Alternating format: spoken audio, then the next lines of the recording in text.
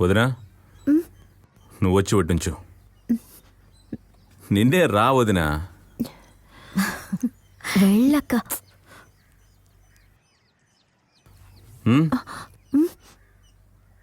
ముందు ఉప్పు వడ్డించు. వడ్డించమ్మా. వడ్డించు. ఉప్పు తిన్న ఇంటికి ద్రోహం చేయకూడదని మా నాన్న చెప్పేవాడు. వడ్డించు వదినా.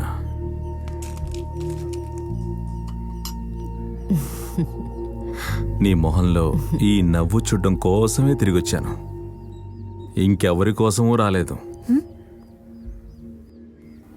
నువ్వు అన్న వడ్డించు. అదే ఎరుపు రంగు పులుసా.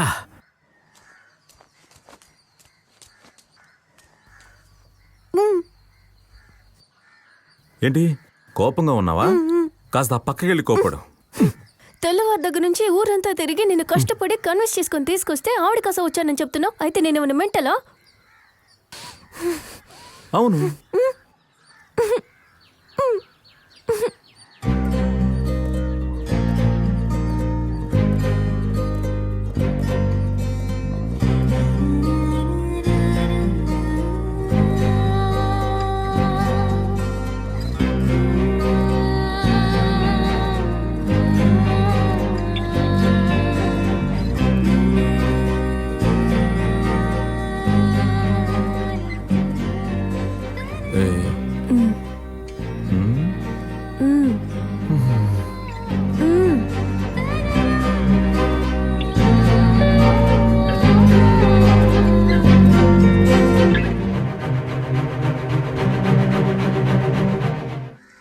ఇంకాస్త పులుసేసుకోయ్యా.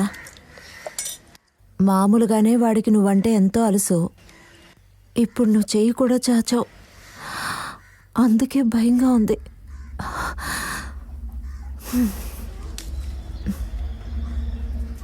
నా కోసం ఒకటి చేస్తావా? డబ్బివ్వమని మీ నాన్న దగ్గరికి వెళ్ళి అడుక్కో. బందరుకెళ్ళి ఏ పళ్ళ కొట్టు పెట్టుకో. నన్ను కూడా వదిలే. నీ పెళ్ళాం పిల్లల్ని మాత్రం తీసుకెళ్ళు. ఎవరిని పళ్ళగొట్టు పెట్టుకోబట్టున్నావు? నువ్వు వెర్రివాడువయ్యా. ముక్కు మీదే కోపం కూడా ఉంటుంది, కానీ ఆలోచన ఉండదు. తలారిని లేపేసే దమ్ము లేదు నీకు. నువ్వు ఖచ్చితంగా అతన్ని ఏం చేయలేవు. నీకు చెప్పిన అర్థం కాదు. నా మాట విను. నువ్వు తెలివి తక్కువ చవటవి. నన్ను ఏం చేయమంటావే?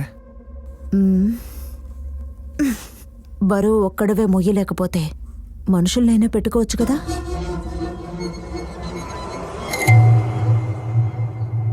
నేను చెప్పింది అర్థమైందా? జీవితాంతం రెండో స్థానంలో ఉండడం కంటే ఒకేసారి చావచ్చు. రాజకీయాల్లో మాకు ఇలాంటివి అలవాటేలే. అందుకే చెప్తున్నాను, ఇదొక్కటే నీకు దారి.